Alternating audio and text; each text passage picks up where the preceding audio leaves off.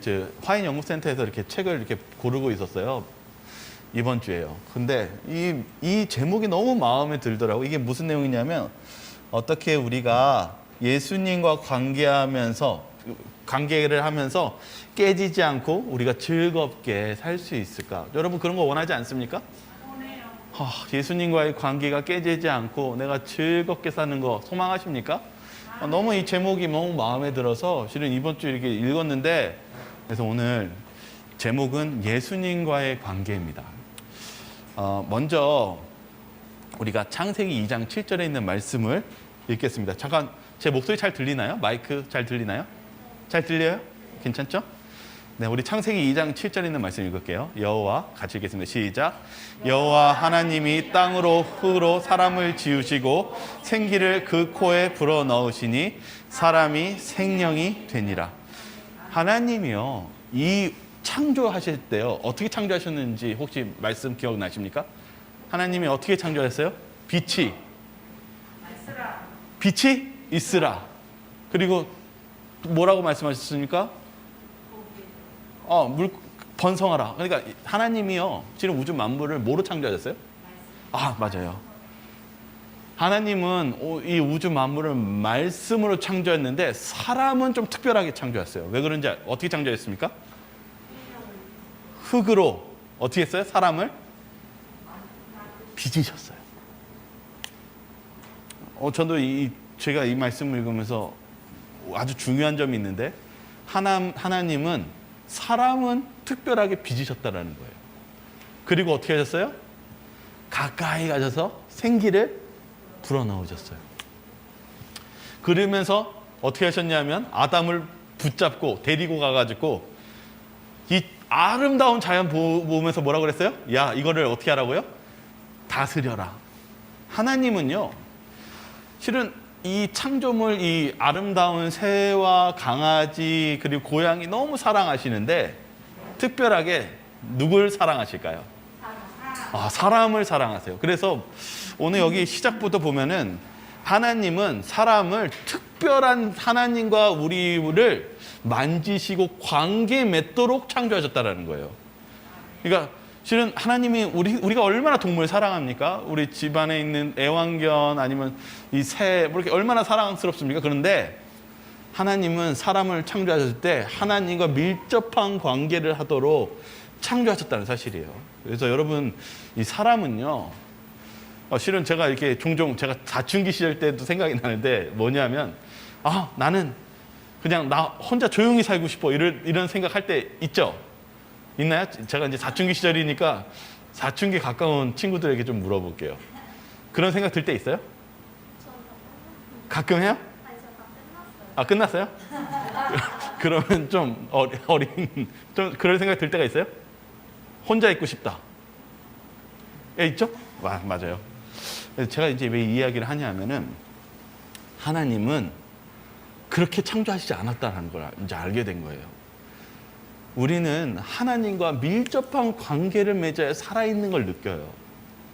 그런데 이제 죄 때문에 그게 망가진 거잖아요. 그래서 저와 여러분들이 오늘 우리의 삶 속에 이렇게 망가지고 아프고 쓰라린 그런 삶이 있다면은 실은 우리가 치유해야 되는 과정이 무엇이냐면 실은 하나님과 만나는 겁니다. 그리고 예수님과 관계를 맺는 겁니다. 그래야만 우리가 살아있고 그리고 우리가 온전한 처음의 상태로 돌아가는 과정으로 간다는 사실입니다. 근데 이제 한번 우리 로마서 7장 5절에 있는 말씀을 한번 읽어볼게요. 우리가 같이 읽겠습니다. 시작. 우리가 육신에 있을 때에는 율법으로 말미암는 죄의 정욕이 우리 지체 중에 역사하여 우리로 사망을 위하여 열매를 맺게 하였더니, 이제 죄에 대해서 좀 얘기를 하려고 그래요. 그러니까 우리가 살면서 보니까 이 죄가 무엇인 것 같은지에 대해서 지금 성경적으로 설명하고 있어요. 여러분, 죄는 결국은 무엇을 낳을까요? 네? 사망을 낳죠. 근데 죄가 무엇이라고 하니까 죄에 대한 정의가 이거예요. 죄란 중독이다. 다시 좀 제가 이렇게 설명을 드리면, 여러분, 이 돈이 죄인가요? 돈 많이 갖는 거 죄인가요? 아니에요? 아니에요? 죄예요? 아니에요?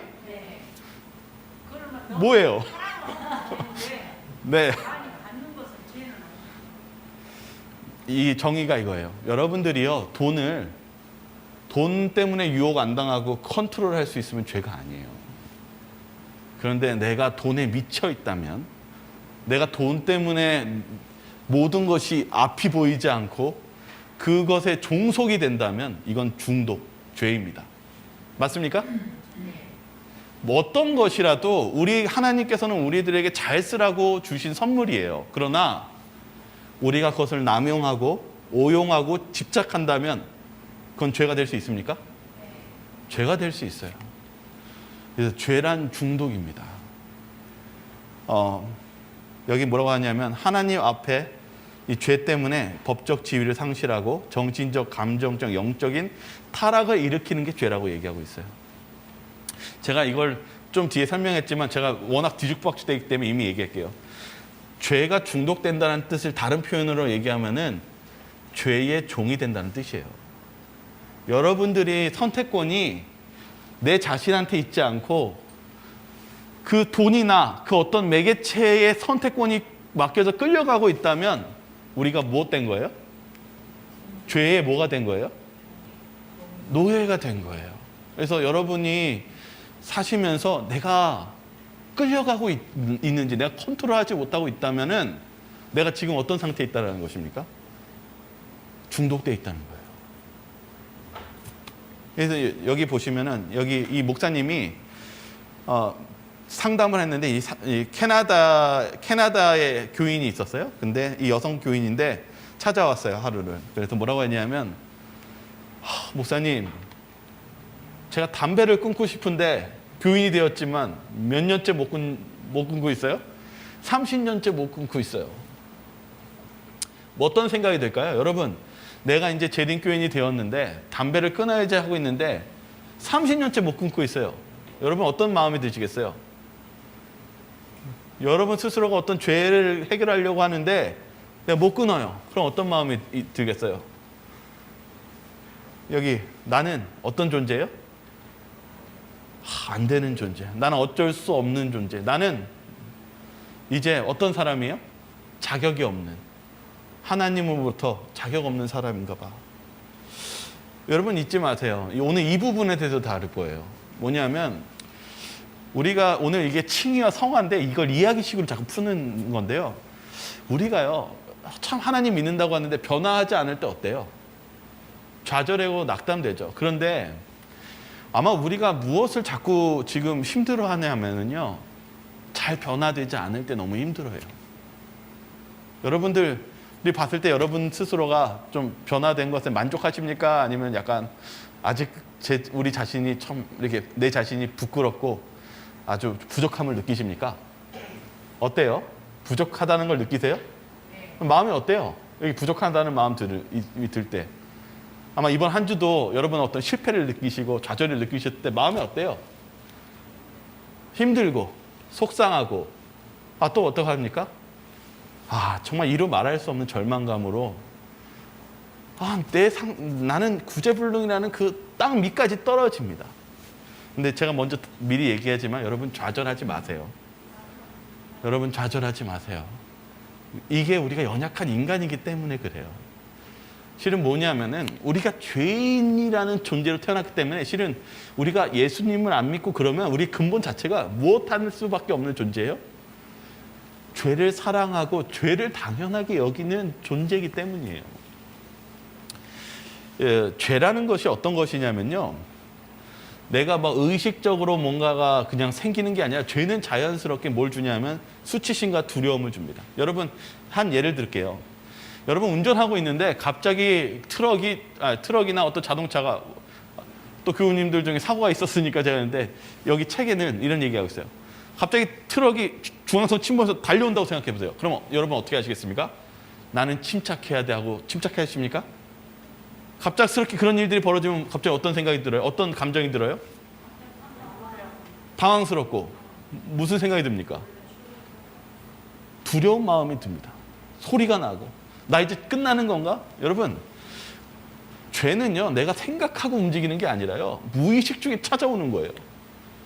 죄는 우리가 뭐 이렇게 생각해도 되는 것이 아니라 죄가 오면은 무슨 반응이 일어나냐면 두려움과 그리고 죄가 드러나면 뭐가 되냐면 수치심이 드러나요. 그런데 이제 문제는 이거예요. 아담과 하와가 죄가 들어왔을 때 두 가지를 느꼈어요. 두려워하고 하나님을. 그 다음에 무엇 했어요? 수치심을 느꼈어요. 근데 문제는 여기 있어요. 여러분들이 이 두려움과 수치심을 극복할 수 있냐 이거죠. 실은 아까도 이미 답을 얘기했지만 우리의 힘으로는 되지가 않아요. 그래서 우리가 절망하고 낙담하는 거예요. 여기 이 마빈 몰 목사님이 이렇게 얘기하더라고요. 책 중에. 우리가 죄를 지을 때마다 우리의 육체적 존재의 일부가 관련됩니다. 보통 우리는 화를 낼 때 입과 관련이 있으며 소리를 지르는 것 외에도 화난 사람에게 다가가 때릴 경우 팔과 다리도 관련될 수 있습니다. 우리의 제 많은 생각과 감정도 신체의 일부인 뇌에게 생성되기 때문에 물리적인 의미로 이해할 수 있습니다. 이게 뭐냐면요. 여러분 화나면 어떻게 해요? 딱 이렇게 있는데 가족이 있는데 자꾸 이렇게 막 신경을 툭툭 건드려요. 아침부터. 그러면 어떻게 합니까? 툭툭 한마디씩 막 계속 공격하니까 나도 계속 받다가 어떻게 해요? 가만히 있어요? 그럼 어떻게 합니까? 입으로 한마디 하죠. 쏘죠. 그러니까 실은요. 이 죄도 무엇을 이용해요? 신체의 기관을 이용해요. 그러니까 우리가 죄라는 것, 이 죄라는 것을 하면은 이 입을 이용하고 또 심지어는 너무 화가 나면 무엇도 이용해요? 한 대 가서 툭 치면서 손을 이용하고 가는데 다리를 이용합니다. 우리가 이 죄라는 걸 볼 때 죄도 보니까 우리의 각 기관을 이용한다는 거예요. 사용한다는 거예요. 오늘 왜 이 말씀을 드리냐면 이 죄라는 거요.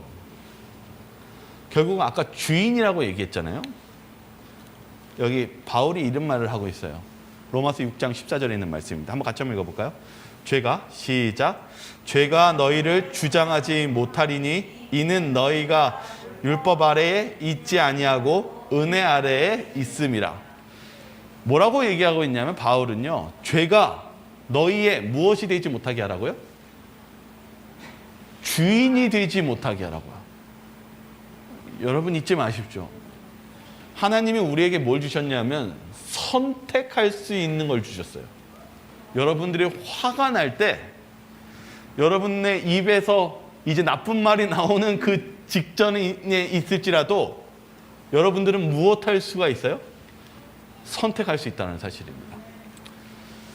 우리의 삶 속에 우리가 술에 중독되고 좀 게임에 중독되고 우리는요 이 중독이라는 것이 죄라는 사실, 죄의 노예가 되어간다는 사실을 우리는 알 수 있게 됩니다.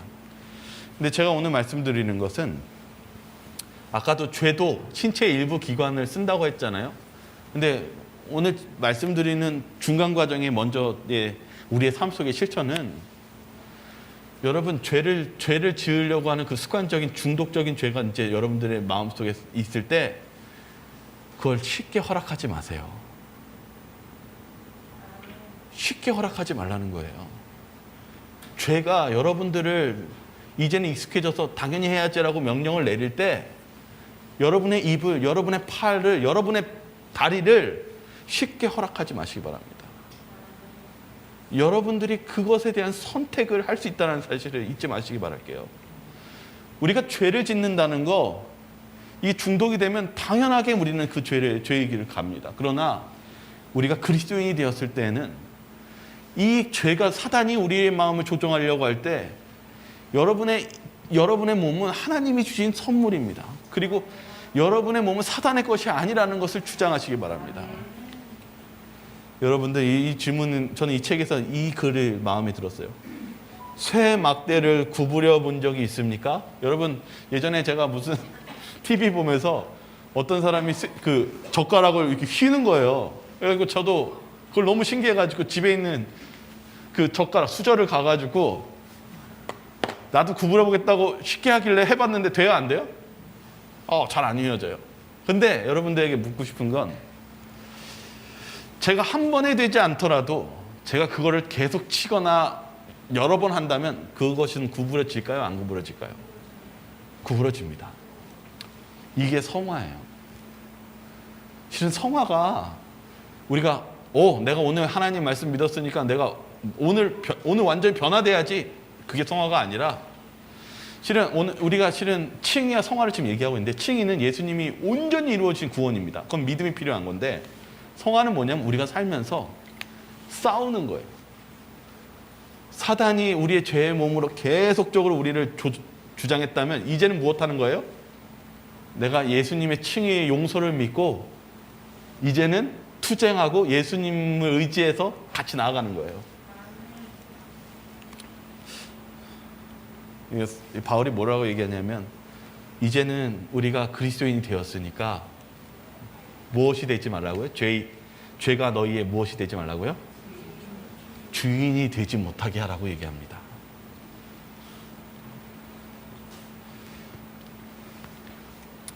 예전에 한 유튜브를 봤는데 이 강원 카지노랜드에서 일하는 딜러가 얘기를 한 거예요. 뭘 얘기하냐면 맞나요? 이름이? 제가 자꾸 헷갈리는데 강원랜드예요? 네? 맞아요? 강원랜드?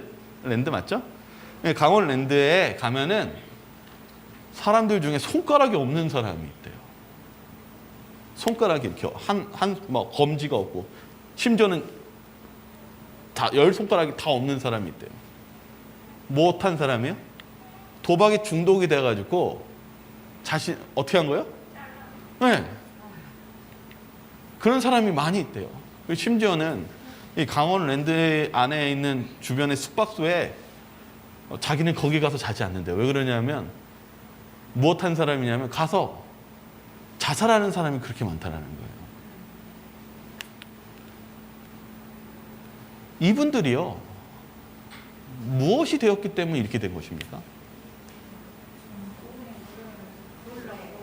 네, 죄의 노예가 돼버린 거예요. 근데 여러분, 안타까운 것은 이분들이 죄의 노예에서 해방시켜주는 주님을 못 만났다는 게 너무 안타까운 것입니다. 여기 오늘 우리가 잊지 말아야 되는 것은요, 오늘 여기 핵심 성경절은 로마서 6장 14절에 있는 말씀인데요, 왜 우리가 이 죄의 속박에서 벗어날 수 있는지에 대해서 뭐라고 적어놨냐면, 아까 읽었지만요, 너희가 율법 아래에 있지 아니하고 우리가 어디에 있기 때문에 죄가 우리를 주장하지 못한대요? 은혜 아래요. 오늘 이 말씀의 핵심은 은혜 아래예요. 제가 이미 하나씩 얘기하고 있지만요, 아까 그 캐나다 여성 교인이 너무 우울한 거예요. 왜 그러냐면 30년 동안이나 예수님 믿었는데, 내가 이렇게 했는데 내가 뭘 못 끊었어요? 담배를 못 끊었으니까 내가 봤을 때 내가 정말 하나님 앞에 뭐가 있어요? 면목도 없고 자격도 없고, 심지어는 내 신앙적으로는 완전히 이제 구제불능같이 느껴지는데, 이러한 상태 속에서 우리가 신앙을 어떻게 해야 될까? 근데 바울이 자꾸 뭘 얘기하냐면 은혜 아래 있다, 은혜 아래 있다, 이렇게 얘기하고 있어요. 오늘 우리가 어떻게 해야 되는지를 로마서 6장 1절과 8절은 설명하고 있거든요. 좀 한번 읽어볼게요. 그런즉 같이 읽겠습니다. 시작. 그런즉 우리가 무슨 말을 하리요?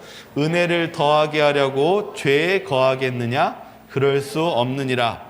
죄에 대하여 죽은 우리가 어찌 그 가운데 더 살리요? 무릇 그리스도 예수와 합하여 침례를 받은 우리는 그의 죽으심과 합하여 침례를 받은 줄을 알지 못하느냐? 그러므로 우리가 그의 죽으심과 합하여 침례를 받은 우리는 이는 아버지의 영광으로 말미암아 그리스도를 죽은 자 가운데서 살리신과 같이 우리로 또한 새 생명 가운데서 행하게 하려 함이라. 만일 우리가 그의 죽으심과 같은 모양으로 연합한 자가 되었으면 또한 그의 부활과 같은 모양으로 연합한 자도 되리라. 우리가 알거니와 우리의 옛사람이 예수와 함께 십자가에 못 박힌 것은 죄의 몸이 죽어 다시는 우리가 죄에서 종노릇하지 아니하려 함이니, 이는 죽은 자가 죄에서 벗어나 의롭다 하심을 얻었음이라. 만일 우리가 그리스도와 함께 죽었으면 또한 그와 함께 살 줄을 믿노니. 이게 이제 죄에 대한, 중독에 대한 이야기인데, 노예가 된 이야기인데, 바울이 우리가 어떻게 해야 된다라고 얘기할까요? 어떻게 해야 된대요? 예수님이 필요해요. 그런데 예수님과 함께 무엇 해야 된다고 얘기하냐면, 예수님이 십자가에 달린 장면 속에서 우리도 거기에 함께 죽어야 된대요. 여기 뭐라고 적혀있냐면, 실은 우리가 예수님을 만나야 되는데, 우리가 진심으로 예수님 앞에 회개하고 고백하며 나아갈 필요가 있다는 것입니다. 오늘 이 이야기, 우리가 주님 앞에 우리 자신을 내려놓고 예수님과 함께 이 십자가의 경험을 사는 삶, 이것이 필요하다고 얘기하는데, 그렇게 하면 무슨 일이 벌어진다라고 얘기하고 있냐면 순종이 일어난다라고 얘기하고 있어요. 여기 뭐라고 하냐면, 죽은 자 가운데서 살리신 것 같이 우리로 또한 새 생명 가운데서 행하게 하려 함이라. 그러니까 실은 우리가 변하는데 예수님이 필요하다는 걸 얘기하고 있어요. 우리가 변하고 탄생하려면 예수님이 필요하대요. 제가 이제 이걸 보면서 정리하면 뭐냐면은, 실은 여러분, 아까 제가 처음 시작했죠. 죄가 여러분들을 유혹하고 죄가 여러분들의 주인이 되는 그 중독에 빠져 있을 때 사단은 우리를 쉽게 조정해요. 왜냐하면 무엇이 되었어요? 죄의 노예가 되었으니까. 그런데 이제 우리가 예수님 믿으면서 무엇하라고 제가 말씀드렸냐면, 쉽게 죄가 주인 노릇하지 못하게 여러분이 뭐 했다라고 그랬어요? 싸우라고 그랬어요. 근데 혼자 싸우면 100점 100패입니다. 예수님과 싸워야 돼요. 함께. 지금 이 내용이에요. 실은 여러분 정말 변하기 힘들잖아요. 여러분 포기하지 마세요. 왜냐하면 여기서도 뭘 얘기했냐면, 이것 때문에 예수님이 십자가에 달려 돌아가셨다는 거예요. 여러분의 죄의 노예가 돼서 종노릇하기 때문에 예수님이 무엇 해줬어요? 그게 칭이에요. 여러분들이 이 죄 때문에 변하지 못하는 괴로워할 때 예수님이 무엇 하셨냐면, 그것 때문에 십자가에 달려 돌아가신 거예요. 그러면 여러분은 뭘 믿어야 되냐면, 죄의 용서받았다는 걸 믿으셔요. 그리고 나서 무엇 하는 게 필요하냐면, 이제 여러분들이 순종하는 과정을 가는 과정, 이것 또한 믿음으로 나아가 보시기 바라겠습니다. 제가 여기 뭐라고 적혀있냐면, 이제 여러분들이 혹시 잘못될 수 있는 부분에 대해서 나누겠습니다. 뭐라고 하냐면,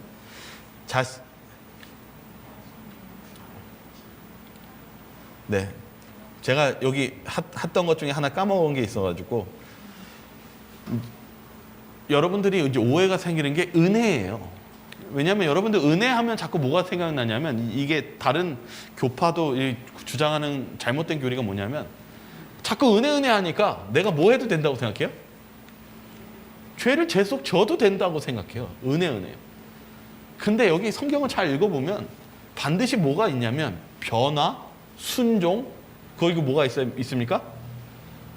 그리고 죄에서 떠나는 사건까지 있습니다. 그래서 실은 우리가 자꾸 뭘 봐야 되냐면, 은혜는 죄를 방관하는 것이 아니라, 은혜는 죄에서 해방시켜주는 것까지 역할이 은혜입니다.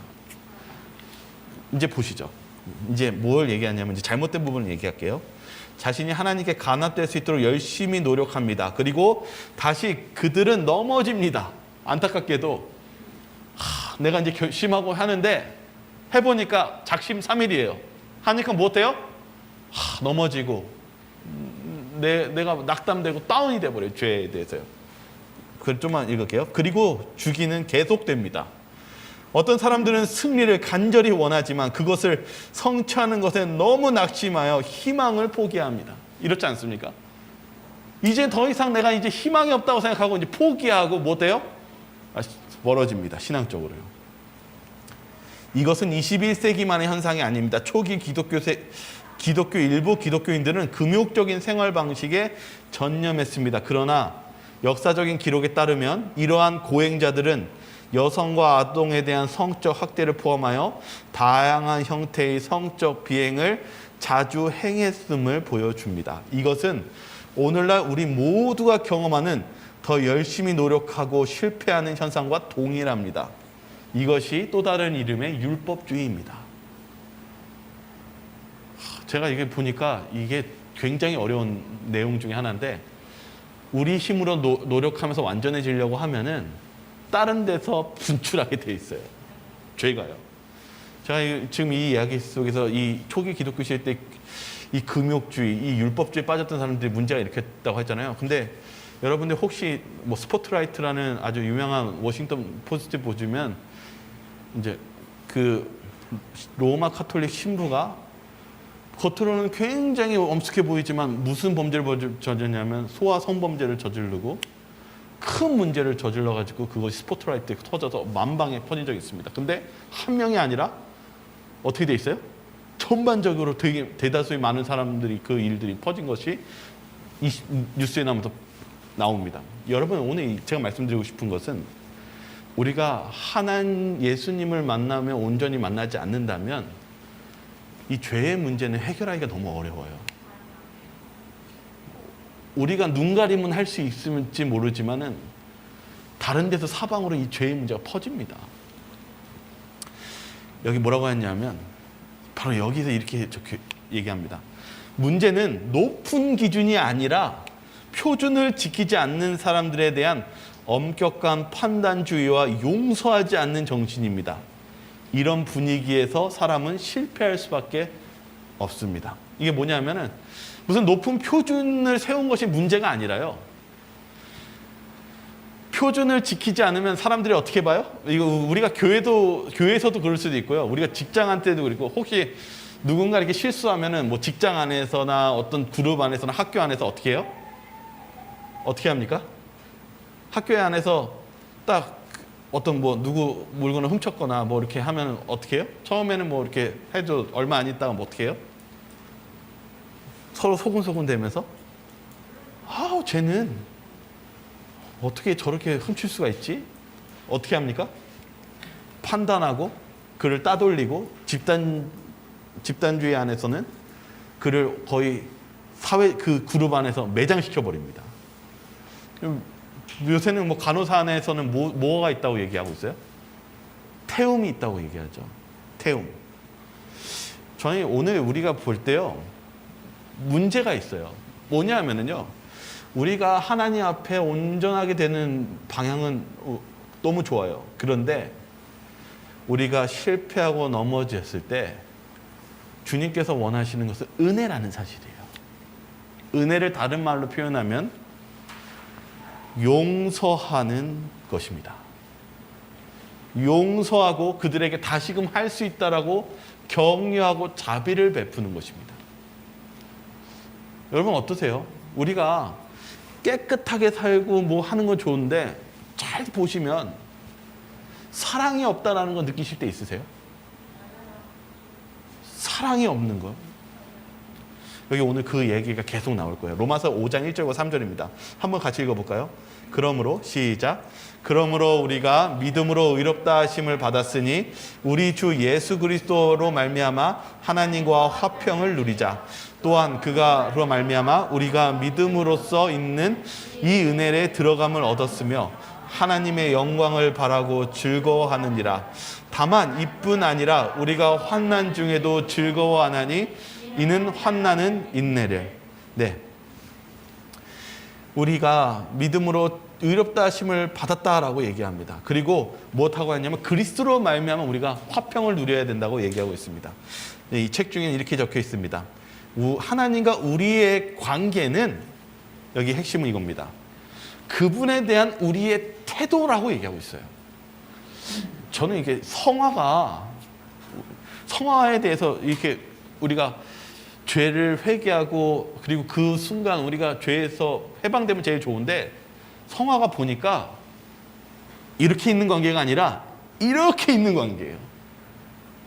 실은 우리는요, 이 죄와 투쟁하면서 변화하는 과정이 그날 해결되는 게 아니라 이 시간적 개념 속에서는 어쩌면 일주일 싸워야 되고, 어쩌면 한 달을 싸워야 되고, 어쩌면 1년, 5년, 6년 동안 싸워야 될 수도 있습니다.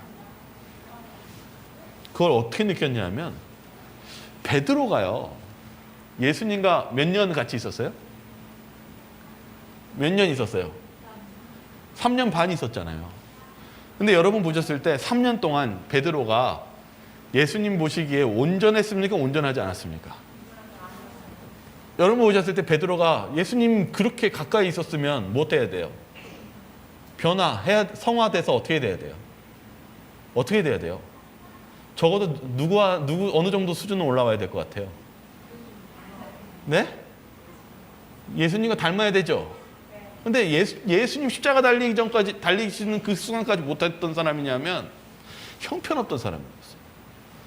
예수님이 그렇게 옆에 있었는데, 그리고 말씀에 감동돼서 때로는 하는 예수님 찬양하고 막 그랬는데, 그의 성화는 얼마나 걸렸어요? 3년이 넘게 걸렸어요. 성화는 한순간에 우리가 변화되면 제일 좋지만 무슨 싸움이에요? 어떤 싸움인 것 같아요? 성화는 언제까지 해야 될 것 같습니까? 네? 맞아요. 평생 하는 거예요. 저는 이제 칭의는 그 순간 이루어지는 건데, 하나님께서, 칭의와 성화가 뭐 차이냐면, 칭의는 하나님이 하신 일이에요. 우리가 뭐 손끝 하나 되는 건 없어요. 근데 성화는 어떤 거냐면요, 우리가 칭의를 받았으면 그것 감사해서 이제 예수님하고 손잡고, 예수님 함께 하겠습니다 하면서 내가 이제 못 하는 거냐면, 내가 변화되는 것을 함께 이루어 가는 거예요. 그러니까 하나님이 주셨으면 우리도 반응해야 되지 않겠습니까? 그게 성화예요. 성화는 하나님 감사합니다 하고 팔짱 끼면서 신앙생활 하는 게 아니라, 칭의, 예수님께서 십자가에 달려 돌아가시고 우리 구원해 줬다면 이제는 우리가 그것을 받고 믿고 못하는 거예요? 함께 가는 거예요. 순종하는 거예요. 성화가요. 그런데 오늘 이 이야기를 왜 하냐면, 성화의 과정은 칭의와 다르게 못하는 과정이냐면 평생 싸우는 과정이에요. 엄청나죠? 그런데 오늘 여기 우리가 바라야 되는 게, 여러분 성화가 무엇이냐? 태도래요. 좀만 보죠. 즉 우리가 그분에 대해 어떻게 느끼고 그분이 우리에 대해 어떻게 생각하는지에 크게 좌우됩니다. 하나님에 대한 태도가 왜곡된 만큼 거짓신이 있고, 그만큼 참 하나님과의 관계도 생각보다 적습니다. 따라서 예수님과의 관계를 발전시키는 것은 대체로 그분에 대한 우리의 잘못된 태도와 그분이 우리를 어떻게 생각하는지를 바로잡는 문제입니다. 성화의 과정이 뭐냐면, 내가 비록 죄가 아직까지 뭔가 이렇게 해결되지 않는 어떤 과정에 있을지라도 그 과정 안에서 무엇 하는 게 필요하냐면 우리의 태도가 중요하다는 거예요. 여기 이 목사님이요, 뭐라고 했냐면은 아내한테 이렇게 얘기했대요. 내가 당신과 이제 오늘 영원히 이제 떨어져야 되는데, 내가 떠나면 어떻게 하겠어요? 라고 내가 떠나도 대신 계속 전화로 주고받읍시다. 그러니까 뭐라고 하냐면, 그런 말 하지도 마세요. 이렇게 얘기했어요. 그래서 또 다시 목사님이 뭐라고 했냐면, 내가 전화하면 바로 응답 주고, 그리고 내가 뭐 어떻게 해야 될지 이 노트에다가 다 적어 놓을 테니까 내가 떨어져도 이거 하면서 어떻게 내가 도와줄지를 계속 연락하면서 이렇게 지내자고 하니까 뭐라고 얘기해요? 그런 말은 생각도 하기 싫어요. 이렇게 얘기한 거예요. 근데 저와 여러분들이요, 오늘 얘기하고 싶은 것은, 여러분들이 정말 사랑하는 사람과 멀리 떨어지고 이별을 한다고 생각해 보세요. 그러면 어떻게 하면서 관계를 하면 유지를 할 수 있을까요? 용집사님한테 물어봐도 되겠네요. 어떻게 하면은 관계를 유지할 수 있을까요? 그냥 마음만 있고 열심히 그냥 현실에서 일하고 그냥 생활하면 될까요? 매일 연락하시죠. 매일 연락하고요. 그리고 전화하고 또 틈틈이 뭐 안부 묻고 계속 확인하고 그렇게 하죠. 실은요, 오늘 예수님과의 관계에 대해서 얘기한 거예요. 우리가 예수님과의 관계를 유지하는 거는요, 가만히 있어도 되는 게 아니에요. 여러분들 예수님이 뭐 해주셨냐면 예수님께서 편지를 쓰셨어요. 자신에 대해서. 그리고 예수님이 너무 우리 속상한 일 있으면 무엇하라고 그랬어요? 기도로 전하라고 그랬어요. 여기 뭐라고 적혔냐면 성경 공부와 기도는 예수님 관계에 필수적이다. 여러분들이 정말 힘들고 어려울 때 실은 우리가 무엇 해야 되냐면 기도해야 돼요. 그리고 우리가 말씀을 펴야 돼요. 우리가 실은 우리의 신앙생활 속에서 문제가 뭐냐면 이 죄는요, 우리가 실은요, 우리는 태어나서부터 죄의 종의 그 연약성을 가지고 태어났어요.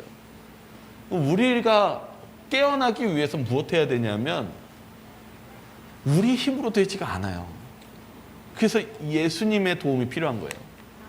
그래서 실은 오늘 이 말씀 보면서 계속 느꼈던 게 뭐냐면 실은 계속 제가 사도행전을 좀 읽고 사도행전 중에 로마서 부분을 읽고 있었거든요. 근데 바울이요 너무 고생 많이 했거든요. 근데 바울이 그 마지막 소망이 무엇이었냐면 어디 가서 전도하는 것이었냐면 로마 가서 전도하는 것이었어요. 로마가 어떤 곳이에요? 오늘날 치면 미국인데 모든 전 세계 사람들이 그 로마에 모이니까 어디를 전도하면 전 세계를 전파하는 게 쉬울까요? 로마에 가면 전도하면은 전 세계로 퍼지기 때문에 예수님 빨리 오실 수 있어요. 그런데 막상 그날을 소망하고 있는데 바울이 어떻게 끌려갔냐 하면 체포돼서 감옥에 가는 죄수의 신분으로 끌려간 거예요.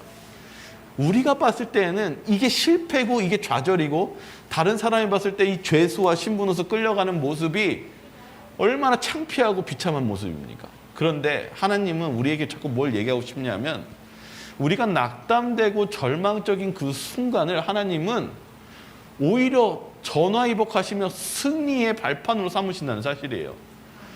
사도 바울이 낙담하는 가운데 끌려갔을 때 사람들이 바울을 동정하고 바울을 위로하고 그리고 바울의 말씀을 들으려고 막 쫓아왔다고 그랬어요. 바울이 그때 많은 편지를 쓰고 서신을 써가지고 그때 많은 복음의 부흥이 일어났습니다. 우리가 생각했을 때 하나님의 능력이 굉장히 약할 거라고 생각하고 여기까지 됐으면 우리가 희망이 없다라고 생각할 때가 있어요. 그런데 하나님의 능력은 우리가 예수님을 끝까지 붙잡고 있을 때 능력이 발휘됩니다. 우리가 여기 우리의 삶 속에 아주 중요한 것은 아까 말하는 것은 태도라고 얘기하고 있어요. 우리가 아무리 절망적인 순간일지라도 우리가 하나님에 대한 이 태도를 변치 않는다면 하나님은 우리와 함께 하실 것이고 그리고 그 능력을 펼치실 것입니다. 이제 하나만 또 보겠습니다. 여기 뭐냐면 로마서 6장 15절에 있는 말씀 읽겠습니다. 같이 읽겠습니다. 그런즉 시작. 그런즉 어찌하리요 우리가 법 아래에 있지 아니하고 은혜 아래에 있으니 죄를 지으리요 그럴 수 없느니라. 우리가 죄를 짓고 그 가벼운 은혜를 생각하는 것을 뭐라고 얘기하냐면 값싼 은혜라고 얘기합니다. 여기 좀만 더 읽어드릴게요. 그것은 성경적인 방법으로 죄를 다루기를 거부합니다. 그러니까 죄를 다루는 것을 거부하는 것을 값싼 은혜라고 얘기하는 거예요. 우리가 여러분들이 하나님의 은혜 하면서 죄를 사랑하고 있다면 그건 제대로 된 그리스도인의 모습이 아니라는 것입니다. 그렇다면 은혜란 게 무엇이냐? 믿음의 열쇠, 즉 우리의 죄를 회개하고 그것을 극복하기 위해 헌신함으로써 죄를 진지하게 다룹니다. 참 믿음은 하나님의 도덕 원칙에 충성하는 것입니다. 그것은 순종의 편에 서 있습니다. 순종을 목표로 삼습니다. 은혜가 뭐냐면요, 여러분, 죄를 있는 그대로 다루셔야 돼요. 여러분들이 실패하셔도 그 태도가 뭐냐 하면은, 여러분 실패하셨죠? 그렇지만 너무 염려하지 마시고 회개하세요. 그 죄는 심각한 건 맞아요. 그렇지만 예수님께 가서, 예수님, 제가 이렇게 실패하고 넘어졌는데 용서해 달라고 기도하세요. 우리에게 문제가 무엇이냐면, 성화의 문제가 무엇이냐면 태도가 안 좋다는 것입니다. 우리 스스로가 하나님의 뜻을 왜곡한 다음에, 하나님 죄 용서해 주시잖아. 그러면서 우리가 이 죄를 방관하고 죄를 사랑하고 있다면 이 태도가 잘못되어 있다는 것입니다. 오히려 우리가 못하냐면, 졌으면 졌다라고 주님 앞에 있는 그대로 얘기하고 자신의 그 문제에 대해서 주님께 도와달라고 애통해 하시면서 죄와 싸우라는 것입니다. 그리고 우리의 목표는 순종을 목표로 삼으면서 나아가는 것입니다. 마태복음 11장 28절에 이렇게 얘기하고 있습니다. 수고하고 무거운 짐진 자들아 다 내게로 오라. 내가 너희를 쉬게 하리라. 여기 죄송합니다. 컴퓨터. 오늘 여기 예수님께서요, 우리를 받아주신다고 얘기했어요. 뭐 어떻게 받아주시느냐 하면, 이게 여기 있습니다. 수용, 예수님이 받아주시는 수용은 은혜의 태도를 이해하는 핵심 단어입니다. 누군가를, 관계를 받아들이는 상태로 정의합니다. 받아들인다는 것은 당신의 좋은 부분과 나쁜 부분을 모두 다른 사람과 비난하지 않고 받아들이는 것입니다. 예수님이 여러분들에게 뭐라고 했냐면 다 내게로 오라고 그랬어요. 누구 오라고 했을까요? 좀 변화돼가지고 있는 사람을 오라고 하셨을까요? 누구를 오라고 하셨을까요? 맞아요. 죄인들 다 오라고 얘기했어요. 예수님의 수용은 여러분들의 죄된 그 상태에 있는 사람들 다 오라고 했습니다. 여기 뭐라고 하냐면, 예수님과의 관계는 무엇보다 그분이 너희의 모든 부분, 곧 선악을 가리지 않고 정죄함이 없이 받으신다는 것을 의미합니다. 예수님이 그래서 누굴 보였어요? 세리의 기도. 바리새인이 뭐라고 그랬어요? 주님 감사합니다. 저는 누구와 같지 않아서 감사하다고요? 저 세리와 같지 않아서 감사합니다 라고 했는데, 예수님은 누구의 기도를 흡족해 하셨냐면, 세리가 뭐라고 면목도 없고 하늘도 못 쳐다보고 뭐라고 했어요? 주님, 저를 불쌍히 여기시옵소서. 저는 무엇입니다? 죄인이로소이다. 예수님은요, 내 자신을 죄인으로 인정하는 사람을 받아주십니다. 아까 30년 된 캐나다 그 교인 있죠. 왜 이 얘기를 하냐면, 여러분 잊지 마셔야 되는 것은, 은혜는 바로 여기에 있어요. 여러분들이 성화되는 과정 속에서 좌절될지라도 여러분들의 그 죄를 인정하고 그 세리처럼 기도했을 때 주님은 그 기도를 받아주신다는 거예요. 여기 한 사건이 있었는데, 이분이 목회하는 어린 소녀가 혼의 아기를 낳게 된 거예요. 그래서 이 남학생과 어떻게 해서 그래도 결혼을 했는데 그냥 너무 맞지 않아서 결국 몇 주에 이혼을 했대요. 근데 이 소녀가 그런 아이가 이제 태어나고 키우는데, 아이를 데리고 목사님한테 봉헌식을 해달라고 요청을 했는데 교인들이 막 반대를 하는 거예요. 해줄 수 없다고. 그래서 그때 이 목사님이 이 상황을 쓰면서 이 교회가 뭐가 부족한지를 설명하고 있어요. 이게 은혜와 관련이 있어요. 이제 보시죠. 그들은 무엇을 했어야 했는가? 나는 교회가 젊은 어머니가 환영받는다고 느끼게 하는 것부터 시작했어야 한다고 제안합니다. 그들은 그녀의 아기를 위해 샤워를 하고, 그녀가 교회에 올 때 미소와 많은 포옹을 했고, 예배가 끝난 후에 그녀와 수다를 나누며 시간을 보냈어야 했습니다. 그들은 그녀에게 그들이 관심을 갖고 있음을 알려야 했습니다. 그러다가 교회의 한두 명의 여성이 특히 그녀에게 가까워지면 그녀는 그들을 신뢰하는 법을 배우고 마음을 열고 자신의 감정을 이야기하는 것이 안전하다고 느낄 것입니다. 그럴 때 여성은 진정한 어머니가 될 수 있고 더 나은 삶의 방식을 제시할 수 있습니다. 그것이 실천의 은혜의 자세입니다. 지금 뭘 얘기하는 것입니까? 여러분, 만약에요, 우리가 죄를 바라보고요, 어떻게 저럴 수 있지 하고 우리가 죄에 대해서 비방하고 그것에 대해서 여기 정죄가 된다면 이 여인이 변화할 수 있을까요, 없을까요? 이게 성화예요. 사람이 변화하는 것, 성화하는 것은 무엇으로 변화하는 거냐면 은혜로 변화하는 겁니다. 용서해주고 사랑해주고 자비를 베풀어주는 것에 하나님, 예수님의 그 십자가의 능력, 사랑으로 우리가 변화될 수 있다는 사실입니다. 이게 성화예요. 요한복음 3장 20절에 이렇게 적혀 있어요. 한번 같이 한번 읽어볼까요? 시작. 악을 행하는 자마다 빛을 미워하여 빛으로 오지 아니하나니 이는 그 행위가 드러날까 하며 진리를 따르는 자는 빛으로 오나니 이는 그 행위가 하나님 안에서 행한 것임을 나타내려 함이라 하시니라. 악인은요, 무엇을 싫어하냐면 빛을 싫어한대요. 다시 말하면 죄는요, 자연스럽게 우리에게 아까 처음 얘기했지만 두 가지가 반응이 온다고 했죠. 수치심과 두려움이요. 이 우리가 죄가 오면 자연스럽게 무엇하게 돼 있냐면 수치심과 두려움으로 하나님 앞에 떠나게 돼 있어요. 근데 우리가 성화되기 위해서는 예수님의 칭의와 성화 다 필요한데 그건 뭐냐면 있는 그대로 가는 거예요. 예수님의 그 용서와 사랑으로 변화되는 것을 믿고 주님께 나아가는 것입니다. 여기 뭐라고 적혀 있냐면 수용이 없이, 예수님이 우리를 받아주는 것 없이는 무엇이 없어요? 승리할 수 없기 때문입니다.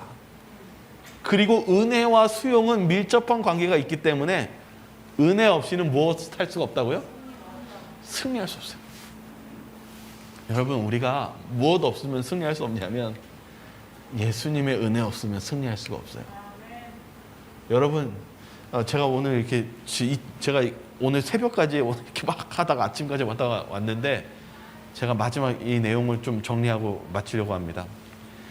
잘 보니까 이 성화가 시간이 필요해요. 그리고 우리가 무엇하는 게 필요하냐면 여러분, 낙담하지 마세요.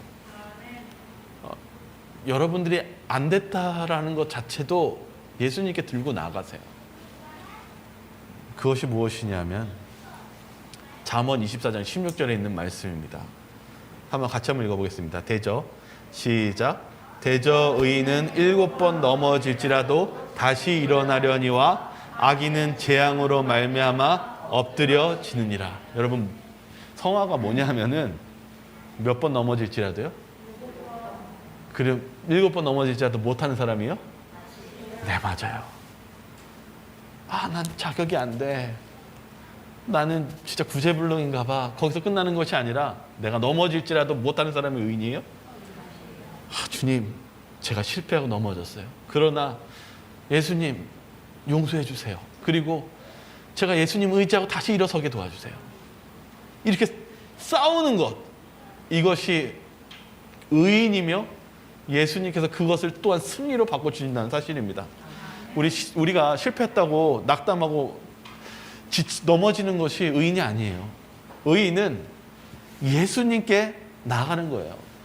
아까 뭘 얘기하는 거냐면 내 죄된 상태 안에서 모든 것을 끝났다고 생각하지 마시고 내 있는 그대로를 예수님께 나아가시고 그리고 예수님을 향한 그 태도를 주님께 그 있는 그대로를 주님께 드리는 거예요. 죄를 이렇게 낮추는 게 아닙니다. 있는 그대로를 주님께 나아가고 주님께 의지한다면 주님께서는 끝내는 우리를 승리로 이끄신다는 사실입니다. 그래서 저도 오늘 이 말씀이 참 어려운데 제가 이번 주에 바울을 읽었다고 하는 게 바울이요. 참 보면은 실수가 많았던 사람 중에도 한 사람인데 바울의 인생에 뭐라고 적냐면 바울이요. 시련도 많았고 거절도 많이 당했대요. 근데 바울이 어떻게 했냐면 낙담하지 않았대요. 아까 로마로 끌려갔을 때 얼마나 낙담되겠습니까? 그 감옥 생활과 그 모든 수치를. 그런데 바울이 위로를 받았대요. 그건 무엇 때문에 위로받았습니까? 그가 누구와 함께 있었어요? 예수님과 함께 하고 있었어요. 근데 예수님과 관계 맺는 게 두 가지를 먼저 얘기하고 있어요. 말씀과 기도라고 얘기하고 있어요. 바울이요, 그의 일생 동안에요, 부지런했어요. 그 사도행전 보니까 너 굉장히 부지런했는데 무엇했냐면, 이렇게 선교행 갔다 오면은 틈나는 데를 어떻게 했냐면, 나이가 있었는데도 뭐 이렇게 교회를 한 번씩 다 들르는 거예요. 왜 들렀을까요? 왜 교회를 들렀을까요? 다른 내가 세웠고 전도했던 교회를 왜 다시 들렀을까요? 시간도 정말 많지 않은데. 우리가 낙담하기 때문이에요. 우리가 아무리 신앙생활을 하고 하나님 예수님 믿었어도 어느 순간 또 무엇해요? 절망하고 낙담하니까 바울이 가가지고 뭐 얘기했을까요? 말씀을 선포했습니다. 우리가 좌절하고 낙담할 때 하나님의 말씀을 피는 것, 그리고 하나님의 말씀 속에 우리가 힘을 얻습니다. 그리고 기도하는 것입니다. 그래서 변화된 거예요. 그래서 여기 저도 이렇게 오면서 느낀 게 뭐냐면, 마가가 그렇게 바울이 미워했던 사람 중에 한 사람이에요. 마가가 무엇했어요? 선교행 간다고 갔는데 무엇했어요? 너무 힘들어요. 막 핍박이 오고 그러니까 자고 있는 새벽에 무엇했어요? 얘 부잣집 아들이었거든요. 도망간 거예요. 그래서 바울이 얘는 안 된다라고 해가지고 싸우다가 어떻게 됐어요? 헤어졌죠. 그리고 마가가 그럴 줄 알았는데, 이 바울이 이 로마에서 감옥에 끌려가고 있는데 마가가 이제는 어떻게 해요? 이제는 지도자로 성장하고 자신도 하나님의 그 수모를 당하는 것을 영광으로 생각하면서 이 바울을 만나요. 바울이 이 마가를 보면서 뭘 느꼈을까요? 야, 하나님의 이 자비를 느꼈어요. 하나님께서는 무엇 하실 수 있으신 분이에요? 성화시키실 수 있는 분이에요. 우리가 봤을 때는 이 마가를, 우리가 그냥 일반적인 사람을 봤을 때는 편화 안 될 것 같잖아요. 그런데 그를 하나님께서 용서하시고 사랑하시는 그 과정 속에서 무엇 하실 수 있으셨어요? 변화시킬 수 있었어요. 아까 제가 베드로 얘기한 이유는, 베드로도 한 번에 바꾼 것이 아니라 3년이 걸린 그 시간 동안에 그 이유 하나님께서 그를 변화시켰다는 사실이에요. 오늘 이 말씀 속에서 제가 함께 나누고 싶은 것은, 여러분 좌절하지 마시기 바랍니다. 그리고 여러분들을 위로하시고, 예수님께서는 여러분의 이 죄된 상태를 온전히 받으시는 우리의 위로자이고 우리를 변화시켜 줄 수 있는 능력자이시라는 사실을 잊지 마시며 나아가시길 바라며 오늘 말씀을 마치도록 하겠습니다. 기도하고 마치겠습니다. 사랑이 많으신 하나님 아버지, 오늘 저희들의 삶 속에 어떻게 하면 예수님의 관계가 즐겁고 끊기지 않는가에 대해서 오늘 나눴습니다. 저희들이 정말 연약합니다. 그러나 주님, 저희들이 이 죄의 종노릇하는 것에서 벗어나게 하여 주시고, 그것을 위해 십자가에 달려 돌아가심을 통해서 저희가 구원을 얻었다는 사실을 오늘 배웠습니다. 주님, 저희가 예수님의 그 고귀한 생명으로 바꾸었으니 저희들이 이 사단의 종이 되지 않게 도와주시고, 저희가 사단에 대항하여 예수님과 함께 이 싸움에서 승리할 수 있도록 이 성화의 과정 속에 저희들을 돌보아 주시고 지켜 주시옵소서. 저희를 사랑하시는 예수 그리스도 이름으로 기도드립니다.